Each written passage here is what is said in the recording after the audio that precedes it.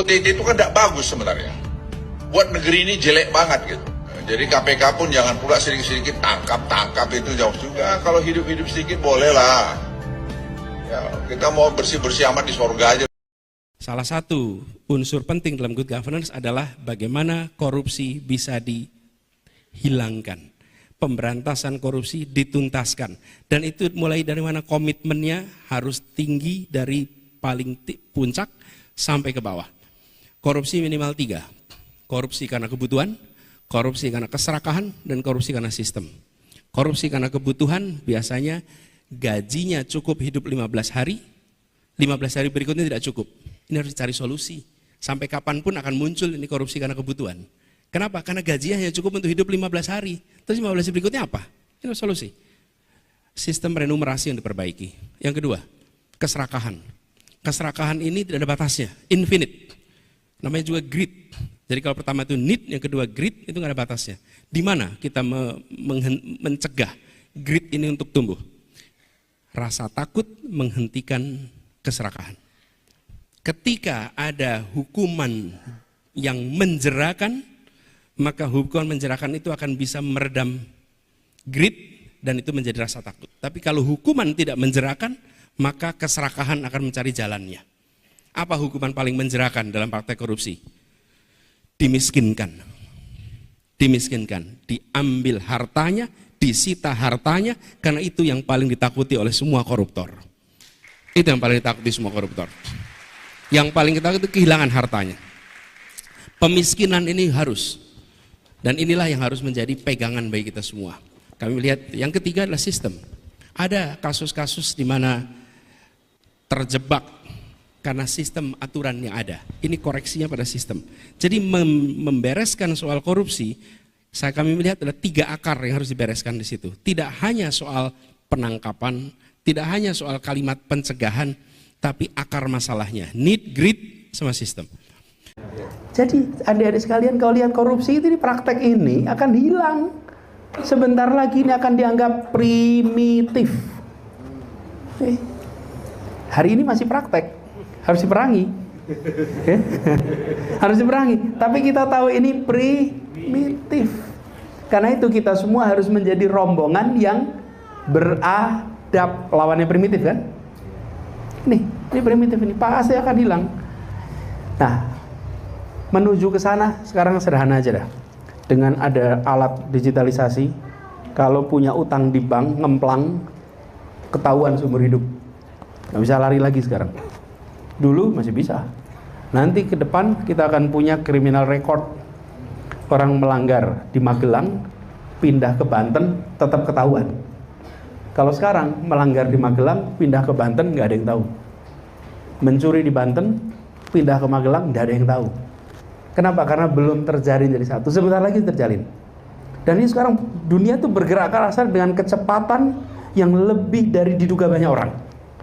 Karena itu praktek-praktek penyimpangan makin hari makin terekam. Jadi yang membuat orang nanti taat itu bukan semata-mata moral. Karena itu kita harus membangun itu dari sekarang. Kebiasaan untuk jujur, kebiasaan untuk membedakan mana milik saya dan mana bukan milik saya. Dan itu latihannya sejak kecil. Jadi saya ini kalau ada koruptor itu kan sering dibilang sudah sekolahnya tinggi, S1, S2, S3 kok masih korupsi. Sebetulnya soal korupsi itu bukan S1, S2, S3, TK-nya di mana? Lah iya TK-nya, karena ini ya, teh ini milik siapa? Itu diajarinya di TK. Yes. Pendidikan dasar. Usia dini itu diajari untuk menghormati milik orang lain itu di usia dini. Bukan kalau S1, S2 itu diajari nulis dan penelitian. Karya ilmiah itu S1, S2. Tapi kalau membedakan milik saya dan bukan milik saya, itu usia dini. Jadi kalau ada koruptor tanya TK-nya di mana? Barangkali nggak ikut TK dulu itu. Karena itu diajarinya di sana. Nah, adik-adik, ini ada dan pendidikan yang paling memberikan manfaat terbesar itu pendidikan usia dini, bukan universitas, bukan SMK. Pendidikan usia dini itu bukan kata Anies, itu orang yang mengatakan ini adalah seorang ekonom yang dia mendapatkan hadiah Nobel karena bisa membuktikan secara matematis, secara finansial bahwa pendidikan dengan return on investment terbesar itu pendidikan usia dini. Namanya James Heckman. Nanti boleh di Google. James Heckman itu terima Nobel, dan dengan ketemuan itu bisa mengatakan pada seluruh menteri keuangan se-Indonesia, sedunia. Kalau se-Indonesia cuma satu menteri keuangan. Sedunia, jangan remehkan pendidikan usia dini karena itulah yang menentukan karakter. Nah, PR kita kalau mau mendidik usia dini nanti baru merasakannya itu 40 tahun lagi, 30 tahun lagi, panjang tuh.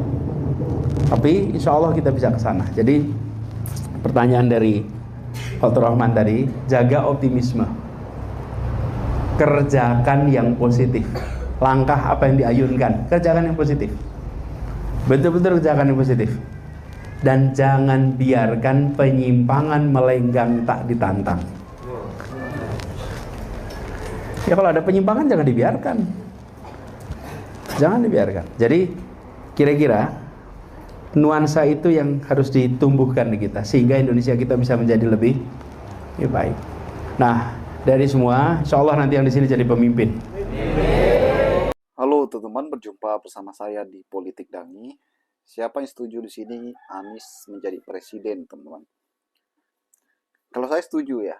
Karena apa? Karena saya melihat bagaimana kompetensi dari Anies Baswedan, keberhasilan beliau menjadi seorang gubernur Jakarta, kemudian bagaimana Anies Baswedan menjadi menteri, ya, prestasi beliau sangat luar biasa. Orang yang bersih, orang yang sangat-sangat sederhana. Keberhasilan Anies inilah yang membawa ia sampai di titik ini ya. Bagaimana kecintaan masyarakat terhadap beliau semakin luar biasa. Anies Baswedan ya, kalau kita melihat beliau sangat hebat, humble. Bagaimana beliau juga seorang politikus ya. Kemudian beliau saat ini berencana membuat partai, teman-teman, yang kita tidak sabar menunggunya. Partai Gerakan Indonesia, Gerakan Rakyat ya. Adalah organisasi masyarakat atau ormas yang cikal bakal menjadi sebuah partai baru di negara Indonesia. Semoga saja Partai Gerakan Rakyat ini akan menjadi kendaraan politik Anies. Bagaimana saat ini Anies sangat gencar ya mengkritik pemerintah dengan sistem-sistem yang mungkin kurang baik dan harus diperbaiki ya. Perlu gagasan perubahan yang hebat. Dan Anies Baswedan tokoh yang benar-benar cinta terhadap rakyat ya. Bagaimana Anies Baswedan membuktikan itu ketika beliau menjadi gubernur Jakarta. Bagaimana menurut kalian?